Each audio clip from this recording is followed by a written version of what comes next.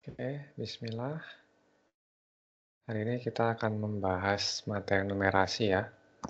Temanya sekarang perbandingan. Oke, langsung aja kita mulai. Nomor 1. Tiga bilangan berbeda, A, B, dan C memiliki rata-rata sama dengan 6. Berarti kalau rata-ratanya 6, berarti A ditambah B ditambah C dibagi 3 sama dengan 6. Berarti A tambah B tambah C sama dengan 18. Tuh. Terus diketahui B sama dengan C dikurangi 4. Nah, ternyata B itu sama dengan C dikurang 4. Atau C sama dengan B tambah 4 juga bisa ya. Dan A 5 kali lebih kecil dibandingkan C. Berarti A 5 kali lebih kecil berarti seperlimanya ya. Seperlima C. Atau bisa kita tulis C-nya sama dengan 5A. Nah, kalau C-nya 5A berarti B-nya sama dengan 5A min 4 ya, karena C-nya 5A. Maka perbandingan nilai A dan B-nya berapa? Ya udah kita cari nilai A dan B-nya. A-nya kita tetap nggak kita rubah ya. A-nya tetap, B-nya dirubah jadi 5A min 4. 5A min 4, C-nya dirubah jadi 5A. Sama dengan 18. Ini berarti 11A ya. 11A, 18 tambah 4. Itu 2. Maka dapat A-nya 2. A-nya 2, ya substitusi aja ke sini. B-nya. B-nya berarti 5 kali 2 dikurangi 4. 10 kurangi 4, 6. B-nya 6. Maka perbandingan nilai A dan B, ya udah A banding B, berarti 2 banding 6. Sama dengan 1 banding 3. Yang B. Itu yang nomor 1. Kemudian nomor 2, diketahui P berbanding lurus dengan Q. Artinya apa kalau berbanding lurus? Berarti dia perbandingan senilai ya. Perbandingan senilai. Berarti ada nilai P sama nilai Q nih kita bandingkan. Yang pertama, jika P-nya 4,5, Q-nya itu 31,5. Berapakah nilai P jika Q-nya 21? Berarti kalau Q-nya 21, P-nya berapa? Saya misalkan X nih. Karena perbandingan senilai, berarti dibanding aja nih antara P dan Q-nya. Berarti 4,5 per 31,5 sama dengan X per 21. Berarti kita peroleh X-nya, ini kan bisa kita coret ini ya. Ini berarti 1 sama 7 nih. Berarti 21 per 7. Berarti dapat X-nya sama dengan 3. Yang D. Oh, semoga bisa dipahamin. Berikutnya nomor 3. Perbandingan uang Ahmad dan Karim adalah 4:7. Nah, misalkan A banding K ya. A banding K itu sama dengan 4:7. Jika selisih uang mereka, selisih uangnya itu kan 180.000 nih. Maka jumlah uang mereka ya langsung aja berarti. Kita gunakan yang simpel itu kita bandingkan antara yang diketahui kan selisih nih. Kita bandingkan antara jumlah perbandingan sama selisih perbandingan. Berarti jumlah uang itu sama dengan jumlah perbandingannya, jumlah perbandingan yang simpel aja ya, perbandingan dibagi yang diketahui kan selisihnya tuh. Berarti selisih perbandingan dikali sama selisih uangnya. Selisih uang. Nah, berarti jumlah perbandingannya 4 tambah 7. 4 tambah 7. Selisih perbandingannya berarti 7 kurang 4 dikali 180.000. Berarti 11/3 kali 180.000. Kita coret nih. 6 ya, 6 kali 11 berarti 660.000. Yang C. Tuh. Silakan di screenshot kalau udah jelas. Berikutnya nomor 4. Perbandingan uang Ali dan Ina 3/5. Jumlah uang mereka itu 400.000. Nah, ini kebalikannya nih ya. Selisih uang keduanya, ya berarti langsung aja. Berarti selisih uang keduanya sama dengan selisih perbandingan dibagi sama yang diketahui kan jumlah uang mereka, berarti sama jumlah perbandingannya. Jumlah perbandingan dikali jumlah uangnya. Jumlah uang.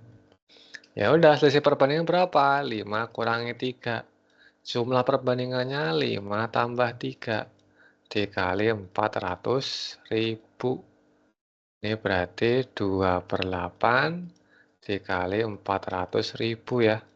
Maka hasilnya seperempatnya nih. Seperempat 400.000 ya 100.000. Yang B. Itu nomor 4. Nah, nomor 5 masih sama nih.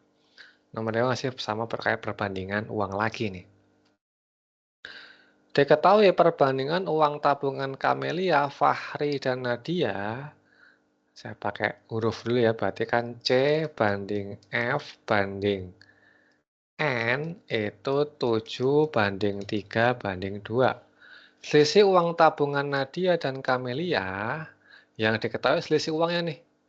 Nadia sama Kamelia tuh besar Kamelia ya, berarti C min F ya, berarti C min F-nya itu 500.000. Maka jumlah tabungan ketiganya, ya berarti langsung aja. Jumlah perbandingan ketiganya, berarti kan 7 tambah 3 tambah 2, dibagi yang dikatakan selisih Kamelia sama Nadia ya, kok F sih, Kamelia sama Nadia nih. C kurangi N. C kurangi N. Nah, berarti 7 kurangi 2. Dikali sama 500.000. Berarti 12/5 dikali 500.000. Kita coret aja nih. 100.000 kali 12 berarti 1.200.000 yang B. Jadi jumlah uang tabungan ketiganya Kamelia, Fahri, dan Nadia itu 1.200.000. Itu yang nomor 5. Sambil di screenshot ya kalau udah paham. Boleh di pause dulu juga. Berikutnya nomor 6. Perbandingan uang Ferel, Safa, dan Mahesa itu 4/3/2. Nah, berarti V banding S banding M 4/3/2. Jika jumlah uang Ferel dan uang Safa 42.000, maka jumlah uang mereka bertiga sama ya. Pakai rumus yang tadi, kita jumlahkan perbandingannya.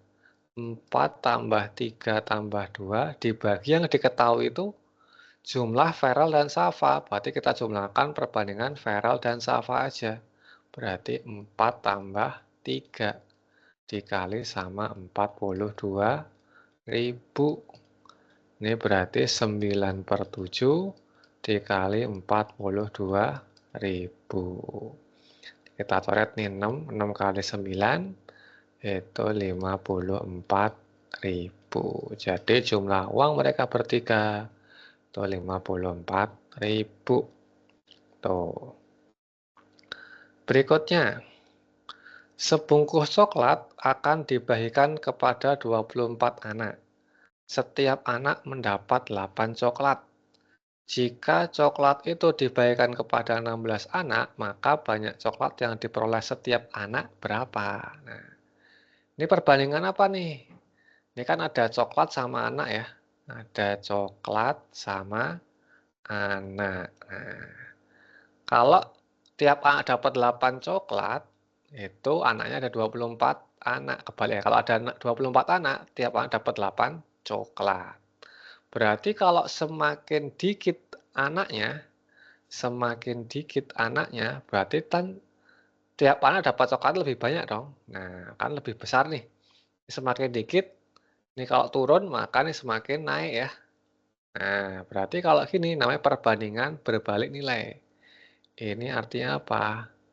Perbandingan terbalik atau berbalik nilai. Karena tadi apa kan? Kalau semakin banyak anaknya, maka coklat yang didapat semakin sedikit. Sedangkan semakin sedikit anaknya, maka coklat yang didapat semakin banyak. Nah, maka perbandingan berbalik nilai.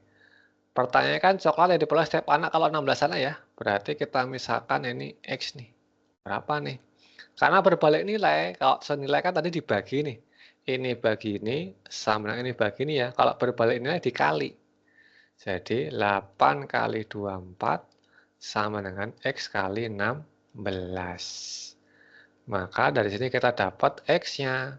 8 kali 24 dibagi 16. Coret aja nih.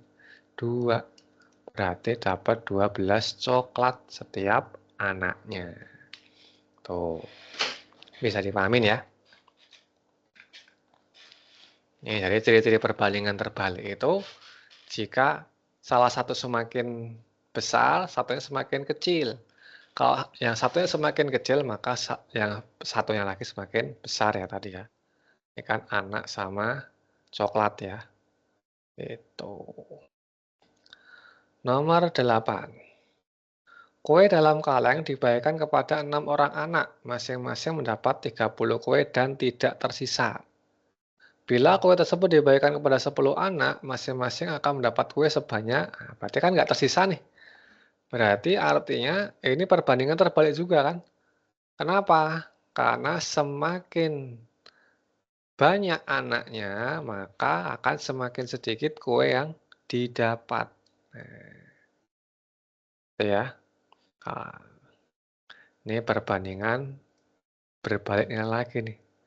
Perbandingan berbalik nilai lagi ya. Antara anak dan kue. Anak dan kue yang didapat. 6 anak, masing-masing anak dapat 30 kue. Berarti kalau 10 anak, pasti akan semakin dikit kue yang didapat setiap anaknya. X, karena berbalik nilai, berarti kita kali. Jadi, 6 kali 30 sama dengan 10 kali X. Nah, berarti kita dapat X-nya. X-nya sama dengan 6 kali 30 bagi 10. Coret nolnya. Berarti X-nya dapat 18. Tuh. Jadi masing-masing anak akan mendapat kue sebanyak 18 saja. Karena anaknya makin banyak. Itu ya, yang perbandingan berbalik nilai. Oke, berikutnya. Nomor 9.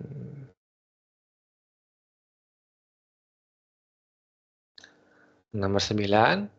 Sebuah mobil memerlukan 45 liter bensin untuk menempuh jarak 480 km. Jika tangki mobil tersebut berisi bensin sebanyak 30 liter, maka jarak yang ditempuh mobil tersebut. Nah, ini perbandingan apa nih? Nah, ini perbandingan apa antara bensin sama jarak ya? Antara bensin dengan jarak. Logikanya kalau semakin banyak bensinnya, jaraknya kan makin besar ya. Kalau semakin dikit bensinnya, maka jaraknya semakin kecil, semakin dekat. Artinya dia perbandingan senilai nih. Ini perbandingan senilai. Berarti dibagi nanti. Yang pertama itu 45 liter bensin itu menempuh jarak 480 km. meter.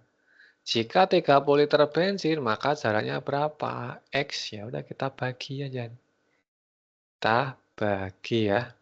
Berarti 45 per 480 sama dengan 30 per X. Ini kita kali silang ya. Ke sini aja biar cukup. Berarti X sama dengan 30 kali 480 per 45. Ini dibagi 15 ya. Ini 3, nih 2. 480 bagi 3 itu kan 160 ya. 160. Maka hasilnya 320 kilometer. Yang B. Itu yang nomor 9. Berikutnya nomor 10. Untuk membuat 60 pasang pakaian, seorang penjahit memerlukan waktu selama 18 hari. Jika penjahit tersebut bekerja selama 24 hari, berapa pasang pakaian yang dibuat? Berarti kan ada pakaian sama hari ya. Nah, ini perbandingan apa nih? Kita cek dulu nih, kita cek logikanya ya. Pakaian dan hari.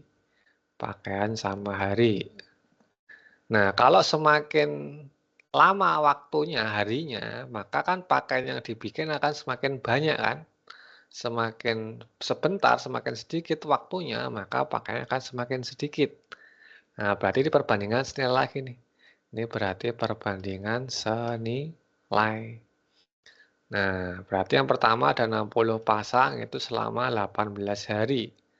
Berarti kalau penjahitnya itu bekerja 24 hari, dapat berapa pasang? Misalkan X lagi ya. Yaudah kita bandingin lagi. 60 per 18 sama dengan X per 24. Kita kali silang ya. X sama dengan 60 kali 24 per 18. Kita coret nih. Bagi 6, 3. Ini 4. 60 bagi 3 itu 20 ya. 20 kali 4 itu 80 pasang. Yang C. Itu yang nomor 10. Berikutnya nomor 11. Untuk membuat 120 pasang sepatu, seorang pengrajin memerlukan waktu selama 36 hari. Nah, ini sama ya kan membuat sepatu tadi kan pakaian ini sepatu, sama juga nih berarti. Ini pasti senilai juga.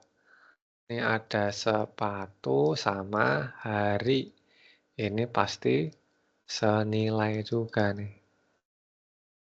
Nah, ada 120 pasang sepatu selama 36 hari. Nah, berarti kalau 160 sepatu butuh waktu berapa hari? Ya udah, kita hitung lagi. 120 per 36 sama dengan 160 per X. Nolnya kita coret dulu ya. Kali silang. X sama dengan 36 kali 16 per 12. Ini coret nih. 3 kali 16 itu 48 hari. Jadi, waktu yang dibutuhkan pengrajin untuk membuat 160 pasang sepatu itu 48 hari. Yang C. Tuh, bisa dipahamin ya. Ini perbandingan senilai semua nih, nomor 9, 10, dan 11. Oke. Mungkin cukup dulu. Kita lanjut nomor 12 setelahnya.